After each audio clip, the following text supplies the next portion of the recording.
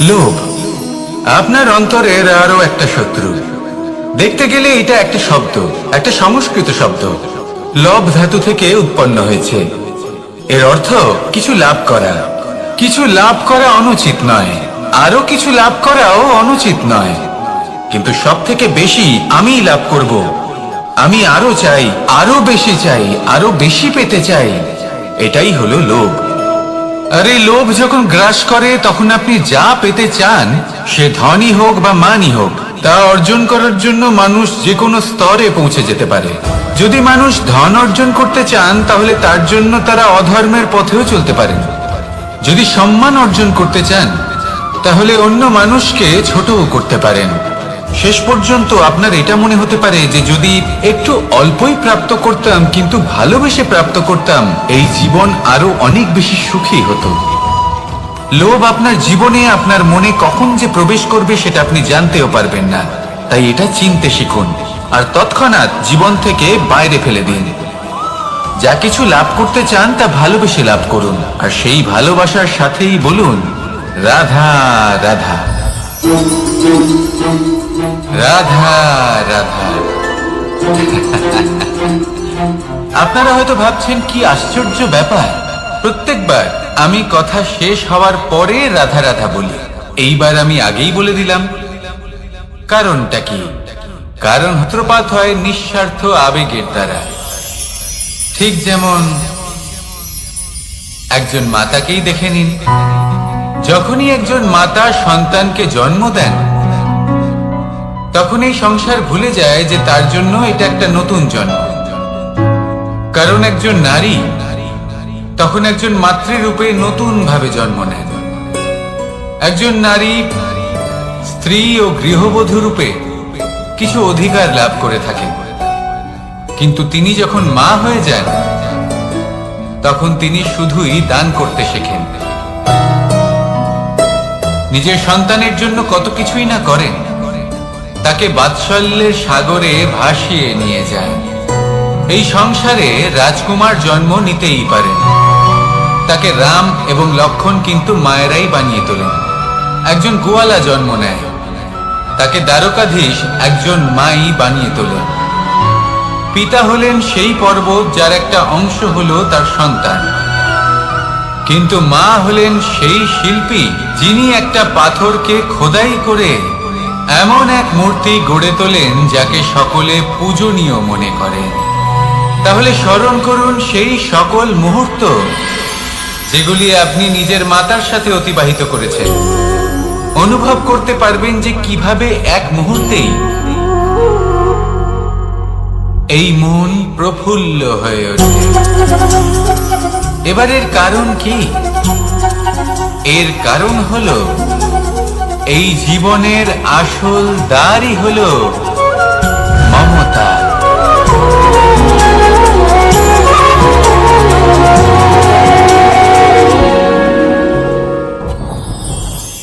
যত শক্তিশালী এই মন, তত শক্তিশালী এই শরীরও। সারথি শক্তিহীন হয়, দুর্বল হয়, তাহলে এই রথের কি হবে? এটা উচিত পথে চলতে পারবে না, উচিত গতিতে চলতে পারবে না, মন মতো স্থানে এটা পৌঁছতেও পারবে না। সেই জন্য মনের শক্তি অত্যন্ত প্রয়োজনীয়। এবার মনের শক্তি আমরা কোথা থেকে লাভ করি? দৃঢ়তার শক্তি থেকে।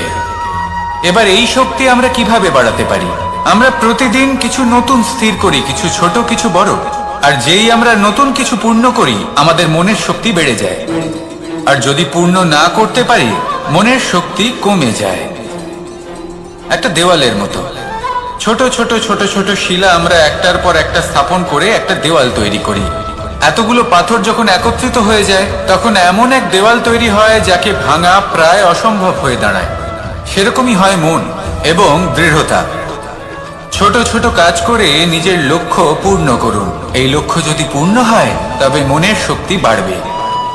কিছুটা এইভাবে যে যত বড়ই বিপদ আসুক না কেন সেই বিপদ নিজে হার মেনে নেবে, কিন্তু আপনার মন ততটাই শক্তিশালী থাকবে। তাই মনের শক্তি বাড়াতে থাকুন যাতে আপনি উচিত পথে চলতে পারেন, উচিত গতিতে চলেন আর মনোবাঞ্ছিত স্থানে পৌঁছতে পারেন। তবেই এই মন প্রসন্ন হয়ে বলবে, রাধা রাধা। আমি রাধাকে ভালোবাসি, আর এই কথাটা সমগ্র সংসার জানে। আর সময় অন্তরে লীলার দ্বারা, বিভিন্ন ঘটনা দ্বারা, কর্মের দ্বারা আমি নিজের এই ভালোবাসা রাধার সামনে প্রকাশ করি। এবার আপনি বলবেন, এসবের কি প্রয়োজন? রাধা কি এই কথা জানে না যে কৃষ্ণ তাকে কতটা ভালোবাসে? অবশ্যই জানে, কিন্তু এই যে ভালোবাসা, তা মনে রেখে দেওয়ার জন্য নয়, তা প্রকাশ করার জন্য। আর বারংবার এই ভালোবাসাকে প্রকাশ করা উচিত, উচিত সময় এবং উচিত সুযোগ দেখে। কিরকম? এবার যদি আপনি প্রেমীর সাথে কোনো উৎসবে থাকেন, তাহলে তার সাথে নৃত্য সঙ্গীত করুন। যদি ভিড়ের মাঝে থাকেন, তখন প্রেমীকে সম্মান করুন, একান্তে প্রসাধন করুন। দুঃখের সময় তার হাত ধরে থাকুন, সুখের সময় আলিঙ্গন করে রাখুন। এই প্রেম যত প্রকাশ করবেন, ততই এই প্রেমের বৃদ্ধি হবে। এই প্রেম আরো বেশি গভীর হবে, অটুট হবে। তাই এই প্রেমকে মনে নয়, আপনার জীবনে স্থান দিন। মন খুলে প্রকাশ করুন, আর আমার সাথে ভালোবেসে বলুন, রাধা রাধা। গুরুত্বপূর্ণ একটা কথা আছে যা আপনার মনে রাখা উচিত। আপনার এই মানসিকতা, আপনার এই স্বপ্ন, তা যেন আপনার নিয়ন্ত্রণে থাকে। আপনার বন্ধ মুঠোয় যেন এর লাগাম থাকে, আপনি যেন এর প্রভু হন। যদি তা হয়, তবেই আপনি লাভবান হবেন। যদি এরা আপনাকে নিয়ন্ত্রণ করতে থাকে, যদি আপনার মুঠো খুলে যায়, না পথ আপনার নিয়ন্ত্রণে থাকবে, না মানসিকতা থাকবে, না স্বপ্ন নিয়ন্ত্রণে থাকবে। আর যদি তাই হয়, তাহলে আপনি আপনার ভবিষ্যৎ নষ্ট করে ফেলবেন। তাই নিয়ন্ত্রণ করতে শিখুন নিজের বিচার বুদ্ধি, নিজের মানসিকতা, নিজের স্বপ্নকে। নিজের এই স্বপ্ন পূরণ করুন, আর আমার সাথে ভালোবেসে বলুন, রাধা রাধা। আমার কাছে যশোদা মা যেমন, আমার কাছে দেবকী মা যেমন, আমার কাছে ঠিক তেমনই হলেন গোমাতা। এবার ভেবে দেখার বিষয় হলো এটা, যে এই সংসারে অসংখ্য প্রাণী আছে। একজন গাইকে একজন মায়ের মর্যাদা কেন দেওয়া হয়? তাহলে এর অনেকগুলো কারণ আছে। এই গাই অর্থাৎ গোমাতা, এনারা হলেন অত্যন্ত শান্ত, শান্তি প্রিয়, কখনো কারোর কোনো ক্ষতি করতেই পারেন না। গোমাতা যে দুধ নিজের বাছুরকে পান করান, সেই দুধই আমাদেরও দেন। সেই দুধ পান করে আমরা শক্তি লাভ করি। এই দুধ থেকে আমরা মাখন, ঘি, পায়েস, এইসব সুস্বাদু খাবার লাভ করি। গোমাতার গোবর আমাদের জ্বালানি হিসেবে সাহায্য করে, যার ফলে খুব কম সংখ্যক কাঠ ব্যবহার করা যায় এবং বেশিরভাগ জঙ্গল সুরক্ষিত থাকে। গোমাতার গোমূত্র, সেটাও আমাদের কাছে লাভজনক। এর দ্বারা আমরা অনেক রোগ থেকে মুক্তি লাভ করতে পারি। গোমাতা যখন একটি বাছুরকে জন্ম দেন, তখন সেই বড় হয়ে আমাদের ক্ষেত কর্ষণ করে। সেই জন্য গাইকেও জীবনে মায়ের মর্যাদা দেবেন। যতটা সম্ভব তাকে সেবা করুন এবং ভালোবেসে তাকে পালন করুন। এই মন নিজে থেকেই প্রসন্ন হয়ে বলবে, রাধা রাধা। চলতে থাকা, থেমে যাওয়া, বিশ্রাম নেওয়া, তারপর দম নিয়ে পুনরায় দাঁড়িয়ে পড়া, আর তারপর আবার সেই পথ চলা। এটা জীবনের অভিন্ন এক অঙ্গ, এটার থেকে আপনি পালাতে পারবেন না। কিন্তু এই অঙ্গকে আপনি নিজের জীবনে কিভাবে প্রয়োগ করবেন, কিভাবে তাকে কাজে লাগাবেন, সেই সিদ্ধান্ত আপনাকে নিতে হবে। যারা হেরে যান তারাও জীবনে থমকে যান, আবার যারা জেতেন তারাও দাঁড়িয়ে পড়েন। যারা হেরে যান তারা হাঁপিয়ে দাঁড়িয়ে পড়েন, যারা জিতে যান তারা দাঁড়িয়ে পড়েন সেই সর্বোচ্চ স্তরে পৌঁছে গিয়ে। এবার দাঁড়াতে তো আপনাকে হবেই, তা হতেই হবে। কিন্তু কখন, কিভাবে দাঁড়াবেন, ক্লান্ত হয়ে নাকি সর্বোচ্চ স্তরে পৌঁছে গিয়ে, সেই সিদ্ধান্ত আপনার। অবশ্যই দাঁড়িয়ে পড়ুন, কিন্তু ক্লান্ত হয়ে নয়, কারণ আপনাকে পুনরায় দাঁড়িয়ে পড়তে হবে, পুনরায় যাত্রাপথে এগোতে হবে এবং সর্বোচ্চ স্তরে পৌঁছতেই হবে। রাধা রাধা। স্বপ্ন, আমরা জীবনে স্বপ্ন দেখতে থাকি। সেটা পূরণ করার পূর্ণ প্রয়াস করে থাকি। কিন্তু এই স্বপ্ন পূরণ না হওয়ার পরিস্থিতিতে আমরা ভেঙে পড়ি, ছিন্ন বিচ্ছিন্ন হই। আর তারপর এই বোঝা আমরা আগামী প্রজন্মের ওপর রীতিমতো ঝাঁপিয়ে দিই। আমরা এটাই মনে করি যে আমরা যেটা হতে পারিনি সেটা আমাদের সন্তান অবশ্যই হবে। আমরা যা কখনো পাইনি আমাদের সন্তান অবশ্যই তা পাবে। এটা যে অনুচিত সেটা আমরা ভাবিনি, কিন্তু এটা ভুল। আর এই ভুল আমরা সকলেই করে থাকি। সন্তান প্রকৃতি আর পরমাত্মার আশীর্বাদ। ওদের ভেতরে তাদের নিজের একটা অস্তিত্ব লুকিয়ে থাকে, সেটা মন আগুন অবশ্যই নেভাতে পারে। ঠিক সেই রকমই হয় আমাদের সম্পর্ক। সম্পর্ক যা আমরা বহু বছর পরিশ্রম করে তৈরি করি, যে দরকার পড়লে আমাদের সহায়ক হয় কোনো না কোনোভাবে। সেই জন্য সম্মান করতে শিখুন এই সম্পর্কগুলিকে। শিখুন এই সম্পর্কগুলিকে অটুট রাখতে। কথায় কথায় এই সম্পর্কগুলিকে ভেঙে দিতে শিখবেন না। রাধা রাধা। বিষ, এই শব্দটা শুনলেই মনে অনেক কল্পনা জন্ম নেয়, আর আমাদের চারিদিক থেকে ঘিরে ধরে। তখন এই অহংকার আমাদের ছায়ার মতোই বিলুপ্ত হয়ে যায়। তাই সেই কারণে এই আত্মসম্মান নয়, এ হলো অহংকার। আর অহংকার আর কিছুই নয়, শুধু পতনের দিকে প্রথম পদক্ষেপ। আর এই জীবনে পতনের দিকে নয়, প্রেমের দিকে এগিয়ে যান। আর আমার সাথে ভালোবেসে বলুন, রাধা রাধা।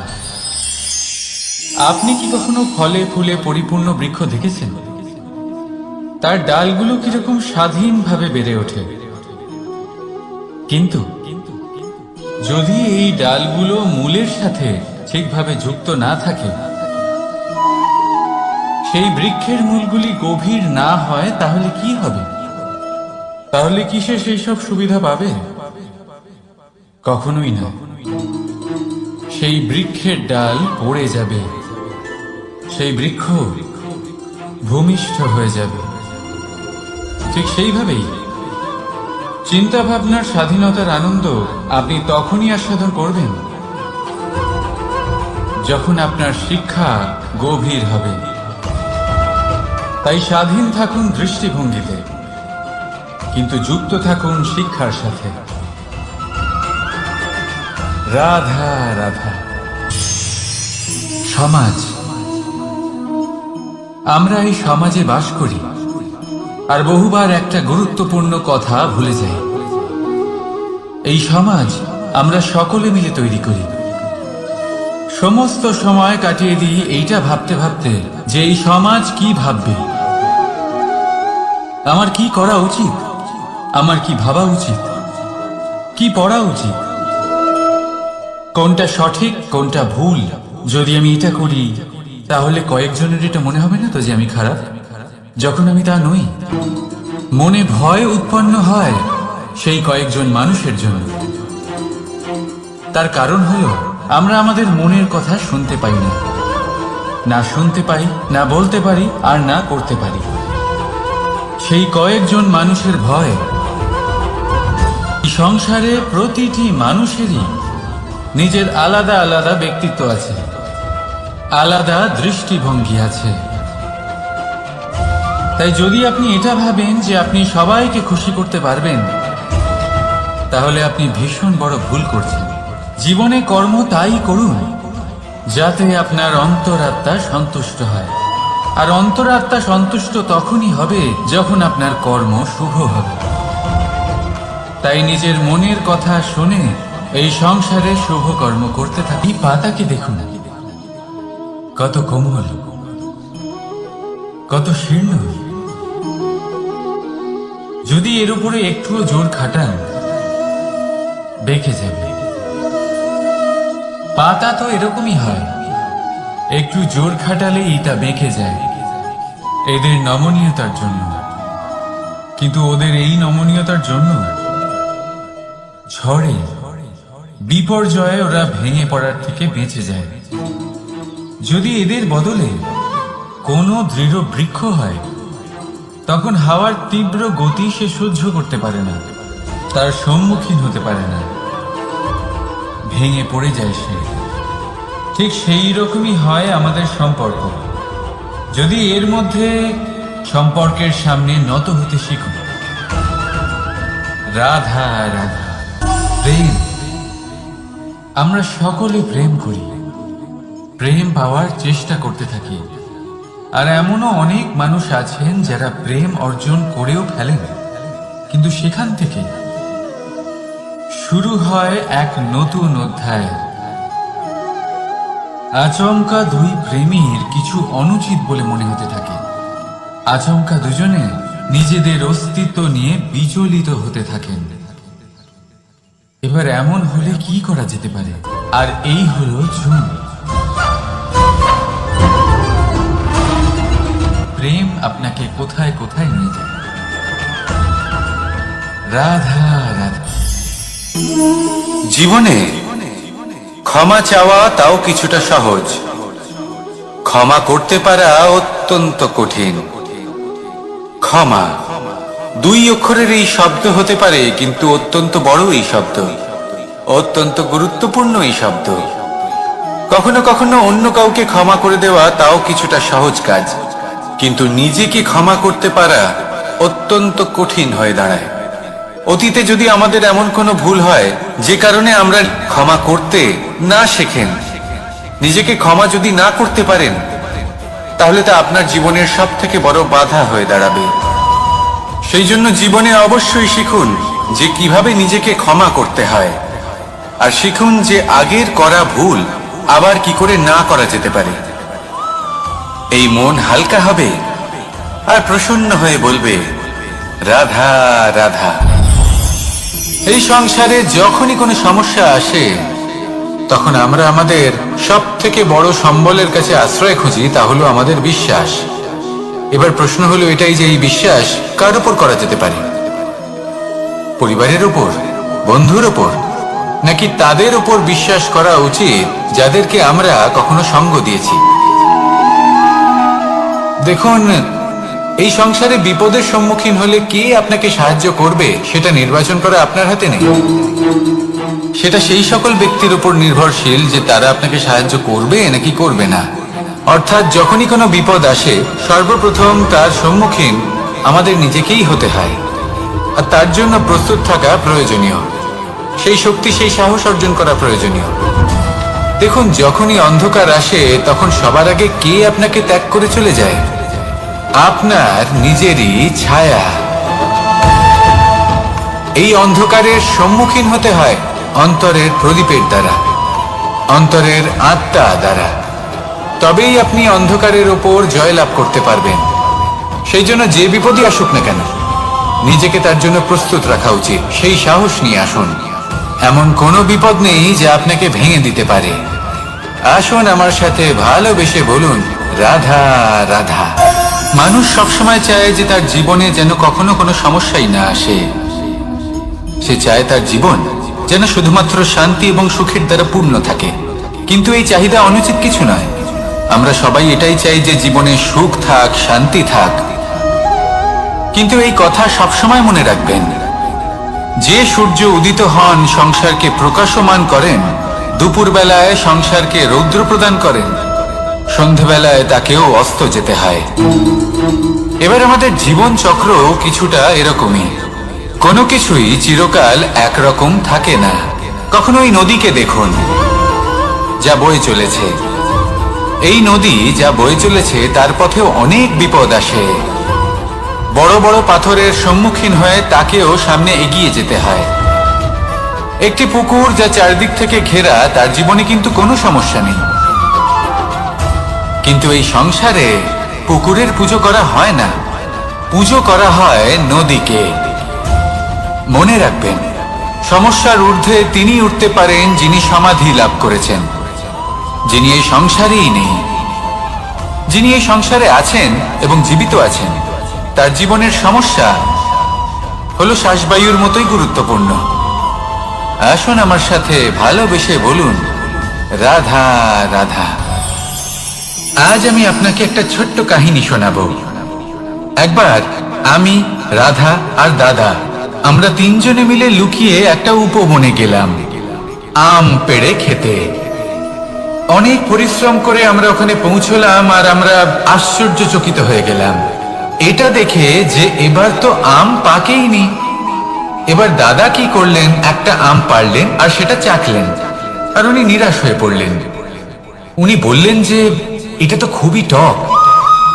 তারপর রাধা একটা আম পাড়লো আর সেটা চেখে দেখলো, আর রাধা উৎসাহিত হয়ে পড়ল।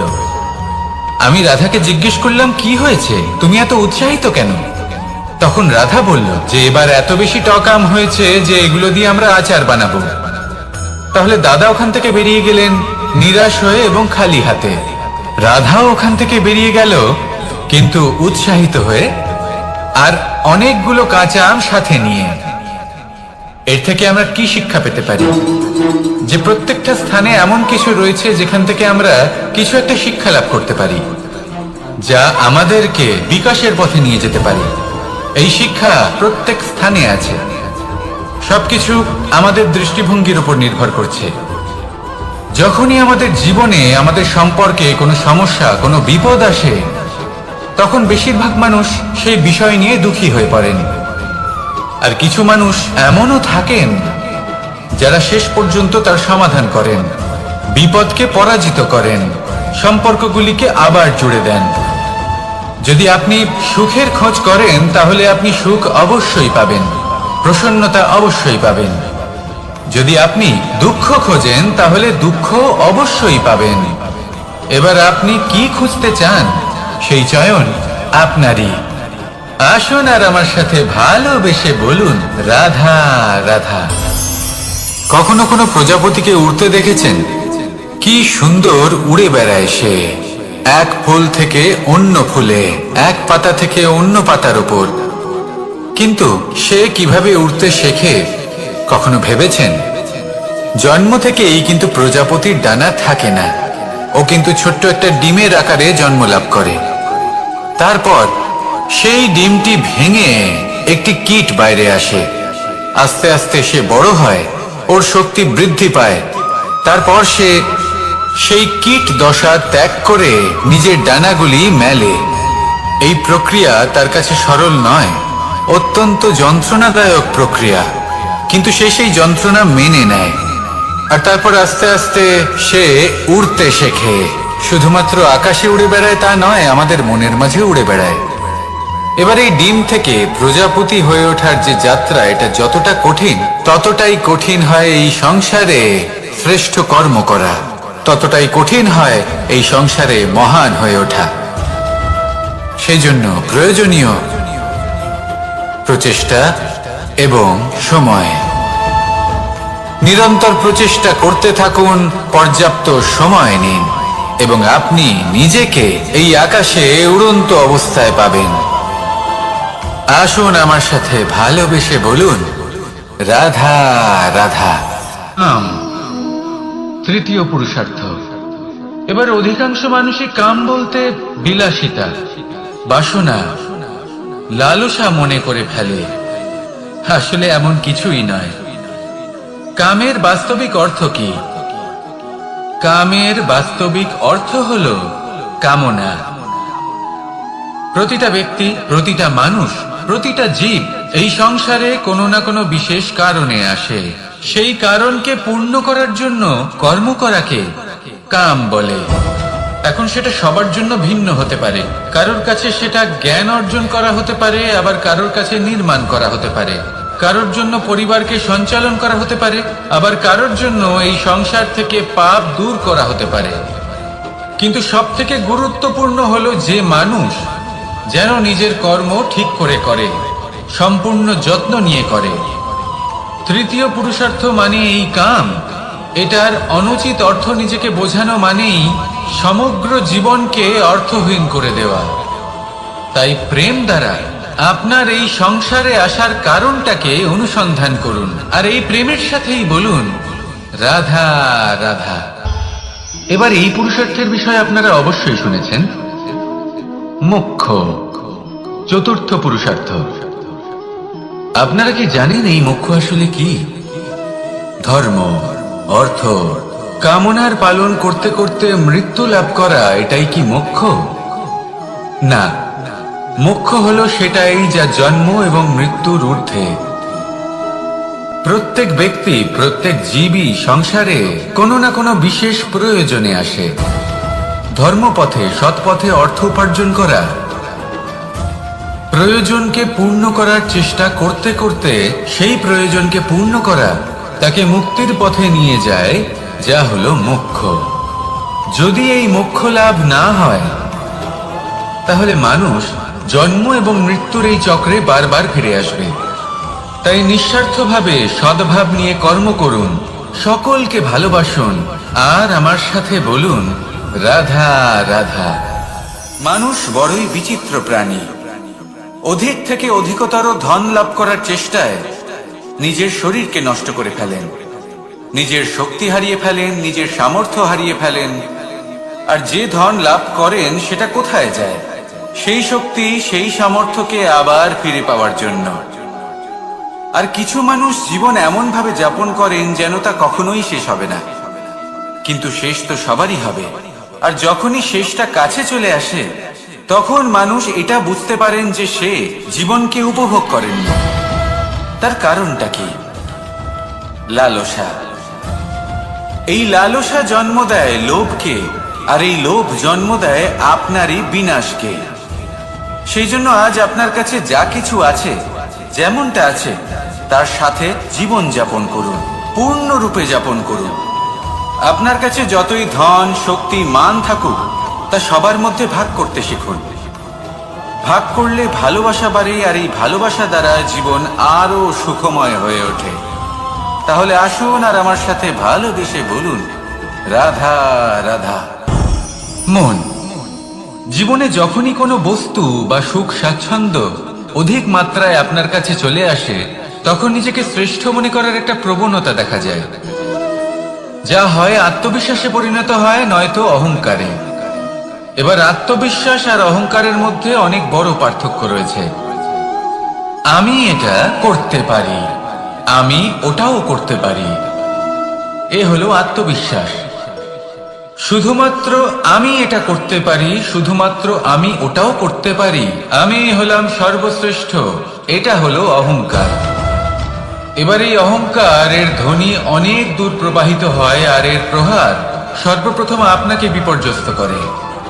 এবার এই অহংকার, এর বিপরীত শব্দ হলো বিনয়, অর্থাৎ নিজের ঊর্ধ্বে উঠে অন্যের বিষয় ভাবনা চিন্তা করা, সংসারের বিষয় ভাবা। এই বিনয়ী হবার চেষ্টা করুন, একের থেকে অনেক হওয়ার চেষ্টা করুন, এবং একসাথে থাকার চেষ্টা করুন। নিশ্চিত রূপেই আপনি বিকাশের কারণ হবেন। মত্ততা থেকে নিজেকে দূরে রাখুন, অহংকার থেকে নিজেকে দূরে রাখুন। এই মন প্রসন্ন হয়ে বলবে রাধা রাধা। জীবনে যখন কোনো ব্যক্তি নিজের লক্ষ্য প্রাপ্তির জন্য নিরন্তর পরিশ্রম করতে থাকেন, চেষ্টা করতে থাকেন, তখন তিনি কষ্ট অনুভব করেন, কখনো শারীরিক কষ্ট, কখনো মানসিক কষ্ট। এবার উনি এটা ভাবতে থাকেন যে আমি কি উচিত করছি নাকি অনুচিত করছি। কারণ অন্যদিকে এমন একজন ব্যক্তিও আছেন যিনি একদমই পরিশ্রম, চেষ্টা করছেন না। তিনি মদিরা পান করেন, বিলাসিতায় জীবন কাটান, অলস প্রকৃতির হয়ে ওঠেন, নিদ্রাতে বিলীন হয়ে থাকেন, আর ভাবেন যে তিনি সুখ লাভ করছেন। কিন্তু এরকম কেন হয়? কারণ যখন আমরা সৎ পথে থাকি, উচিত পথে চলি, লক্ষ্য প্রাপ্ত করার জন্য চেষ্টা করতে থাকি, তখন আমাদের ভেতরে থাকা নেতিবাচক শক্তি এবং পাপ এই দেহকে ত্যাগ করে দেয়। আর এই অনুভূতিটাই আমাদের দুঃখের অনুভূতি দেয়, কষ্ট দেয়। এবার সেখানে যদি আমরা কুপথে চলি, অনুচিত পথে চলতে থাকি, তাহলে আমাদের ভেতরে থাকা পুণ্য এবং ধনাত্মক শক্তি আমাদের দেহ ত্যাগ করে দেয়।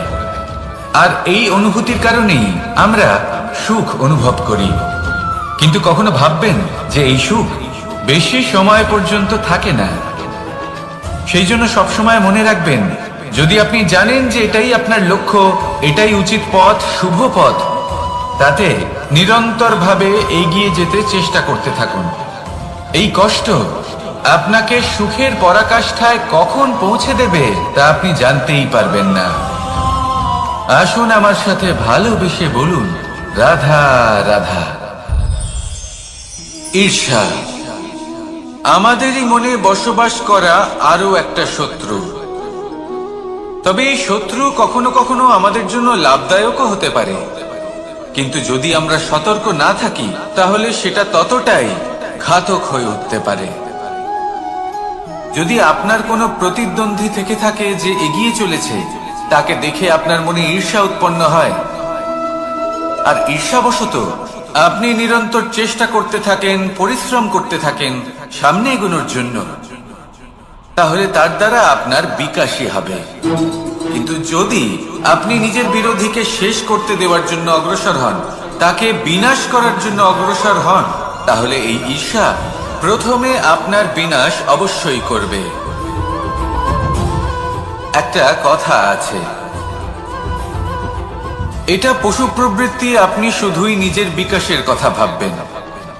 তিনিই হলেন প্রকৃত মানুষ, যিনি অন্য মানুষের জন্য প্রাণও দিতে পারেন।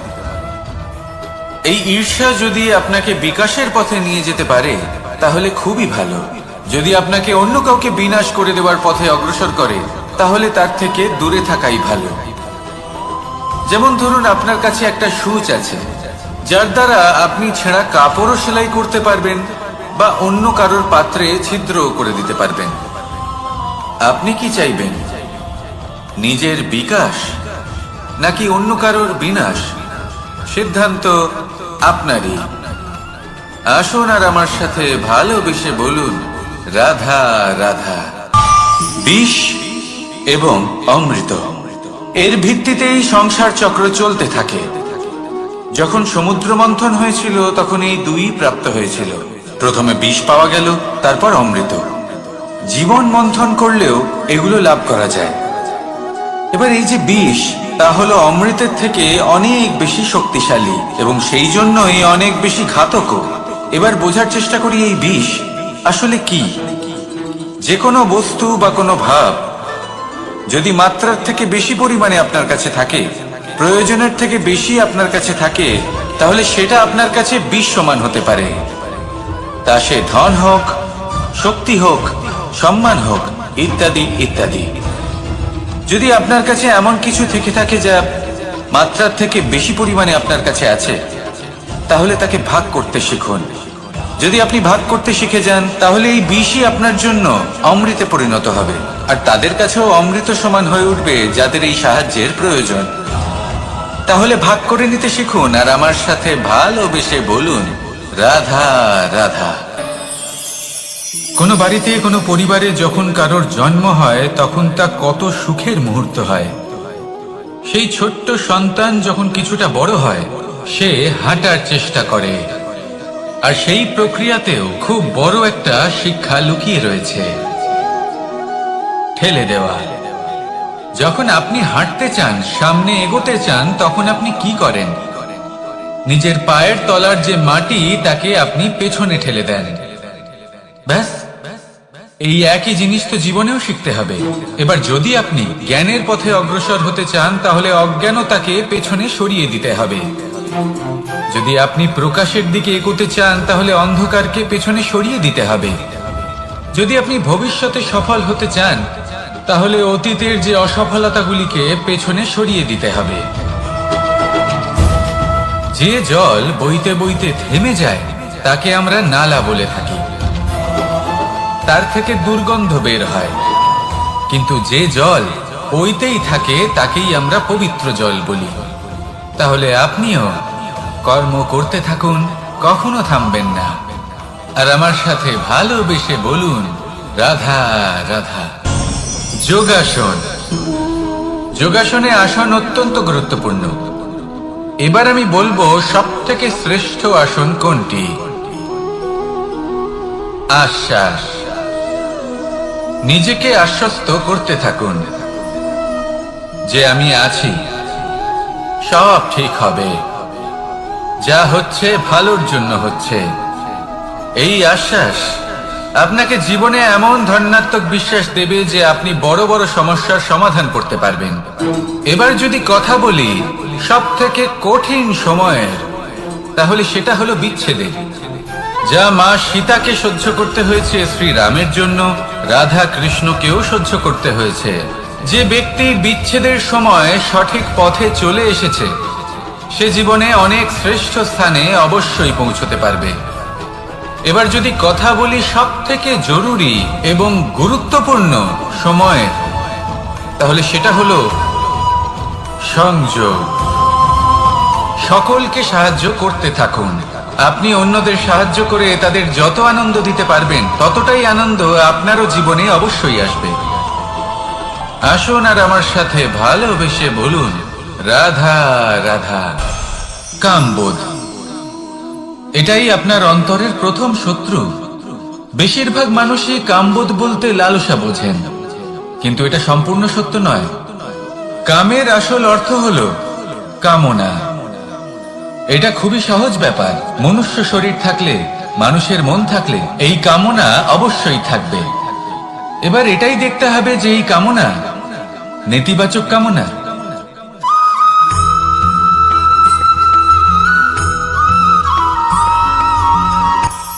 কখনো কোনো বাগানের কোনো বৃক্ষকে দেখেছেন যেখানে সুগন্ধি ফুল থাকে, রসালো ফল থাকে?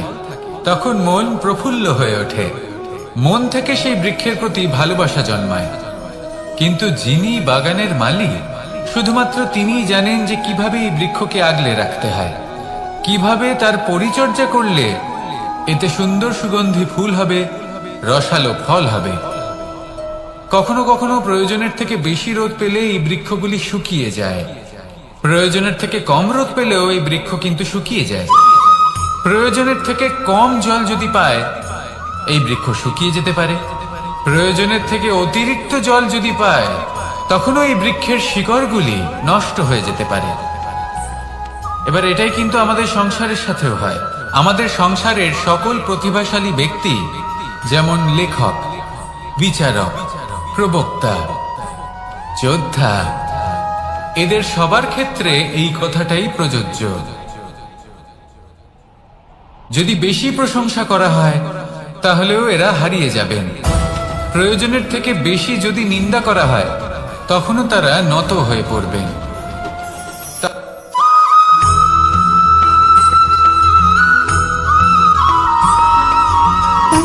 সুখ, দুঃখ এবং শক্তি, এই তিন হলো এই সংসারের ত্রিদেবের মতো।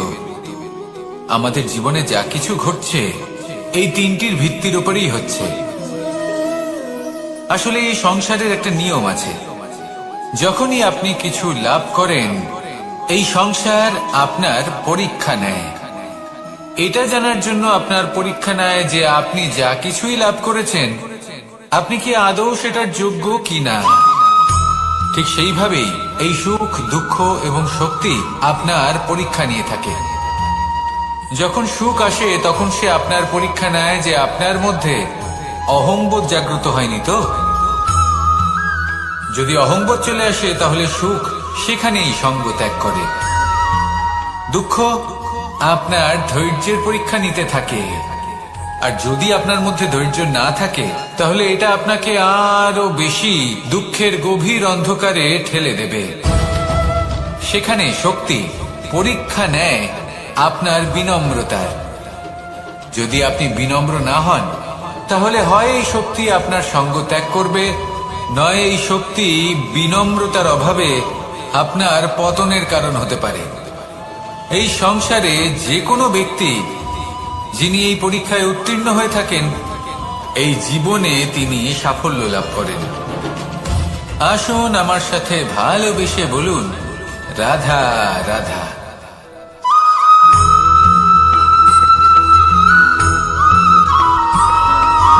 জীবনে যখন কোনো ব্যক্তি নিজের লক্ষ্য প্রাপ্তির জন্য নিরন্তর পরিশ্রম করতে থাকেন, চেষ্টা যতই করতে আঘাত থাকেন প্রদান করুক না তখন কেন, তিনি কষ্ট অনুভব প্রেমপূর্বক করেন, সহ্য করেন, কখনো শারীরিক কষ্ট আর তার বদলে কখনো অমূল্য মানসিক রত্ন কষ্ট প্রদান করে। এবার উনি এটা ভাবতে থাকেন সন্তান যে আমি কি যদি উচিত হাল করছি চালায়, নাকি অনুচিত করছি, তাহলে তার কারণ বদলে তাকে অন্যদিকে অন্ন এমন প্রদান একজন করে। ব্যক্তিও আছেন যিনি এটাই একদমই হলো পরিশ্রম ধর্ম। চেষ্টা এবার এর করছেন থেকে না। আমরা কি তিনি শিক্ষা পেতে মদিরা পারি? পান করেন, বিলাসিতায় জীবন যে কারোর কাটান, জন্য অলস প্রকৃতির কিছু হয়ে করা ওঠেন বা কাউকে কিছু নিদ্রাতে দেওয়া, বিলীন হয়ে থাকেন মনে আর কোনো ভাবেন যে কামনা তিনি সুখ ছাড়াই। লাভ করছেন।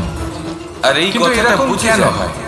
যদি কারণ কারোর যখন জন্য আমরা কামনা সৎ না পথে রেখে থাকি, উচিত বা পথে কোনো চলি, পাওয়ার আশা লক্ষ্য না প্রাপ্ত রেখে করার কারোর জন্য কিছু চেষ্টা করেন করতে বা থাকি, কারোকে কিছু দেন, তখন আমাদের ভেতরে যদি থাকা এটা আপনি নেতিবাচক শিখতে পারেন, শক্তি এবং তবে পাপ আপনি ভালোবাসতে এই শিখে দেহকে গেছেন। ত্যাগ করে দেয়। আর আর সেই এই জন্য এই অনুভূতিটাই ধরিত্রীকে মাতা আমাদের বলা হয়। দুঃখের কারণ অনুভূতি মাতা দেয়। শুধু উনি নন যিনি কষ্ট গর্ভে দেয়। সন্তানকে ধারণ করেন। এবার মাতা তো উনি। সেখানে যদি আমরা কুপথে যিনি চলি, জীবন অনুচিত বাঁচতে পথে শেখান। চলতে থাকি, তাহলে যিনি আমাদের জীবন ভেতরে বাঁচার থাকা উদাহরণ প্রদান পুণ্য করেন। এবং ধন্যাত্মক শক্তি তাহলে আমাদের দেহ ত্যাগ এই করে দেয়। নিঃস্বার্থ ভাব আর শিখুন, এই অনুভূতির কারণে নিঃস্বার্থ আমরা ভালোবাসা শিখুন। সুখ অনুভব করি। আর এই ভালোবাসার কিন্তু সাথেই কখনো বলুন, ভাববেন যে এই সুখ রাধা, বেশি রাধা। সময় পর্যন্ত থাকে না। সেই জন্য সবসময় মনে রাখবেন, যদি আপনি জানেন যে এটাই আপনার লক্ষ্য, এটাই উচিত পথ, শুভ পথ, সম্পর্ক হলো তাতে আমাদের জীবনে নিরন্তর একটি ভাবে আধার। এগিয়ে যেতে কিছু চেষ্টা সম্পর্ক করতে এমন থাকুন। এই যে আমরা কষ্ট জন্মসূত্রে লাভ করি, যেমন আপনাকে পরিবার, সুখের মা, বাবা। পরাকাষ্ঠায় কিছু কখন সম্পর্ক আছে যে পৌঁছে আমরা দেবে, জীবনে তা আপনি অর্জন করে জানতেই থাকি। পারবেন না। তা সে প্রেমের হোক, আসুন আমার স্নেহের হোক সাথে বা ভালোবেসে বন্ধুত্বের। বলুন, এই রাধা, সকল সম্পর্ক লাভ করার বা গড়ে তোলার 5টি ধাপ রয়েছে। প্রথম ধাপ, কোনো ব্যক্তির সাথে আলাপ হওয়া, তার সাথে ভয়ের কথা বলা সাথে বা আমরা তাকে সবাই দেখা। পরিচিত। কষ্ট আমরা দ্বিতীয় ধাপ, সবাই পেয়েছি। সে ব্যক্তিকে আমাদের কখনো ভালো কখনো আমরা লাগা। অসুস্থ হয়ে পড়ি, আর তৃতীয় এমন ধাপ, সময় হলে মাতার মমতা, আমাদের এটা চাইতে শুরু করা কখনো বাবার স্নেহ, যে কখনো জীবনে এই ব্যক্তি যেন বন্ধুদের আমাদের পাশে বন্ধু থাকার হয়। অনুভূতি আমাদের আমাদের জীবনে রোগ থাকে। নিরাময়ে বা সাহায্য আমাদের করে। কাউকে ভালোবেসে ফেলা, আর এটা আমাদের কখনো যদি ভাবা আমরা বা নিরাশ হয়ে চাওয়া পড়ি, তখন যে যদি সেই আমাদের ব্যক্তি কোনো আপনজন আমাদের যেন আজীবন দুটো আমার ভালো সাথে কথা থাকে, বলে, আমার তখন জীবনে আমাদের আমার সাথী মনোবল হয়। বেড়ে যায়। চতুর্থ ঠিক ধাপ, তেমন সংসারের এই রঙ্গমঞ্চে লাভ করা। যদি আপনি পীড়িত অনুভব করেন, এবার এই ধাপটি অনেক মানুষের পক্ষে খুবই সরল কিছু হয়। শুভ বড়ই কথা সরল ভাবে আলোচনা নিজেদের করুন। সঙ্গীকে লাভ করে কিছু তোলে। স্তুতি গান করুন, কিছু মানুষের জন্য কিছু এই মুহূর্তের ধাপ জন্য হলেও একটু কঠিন।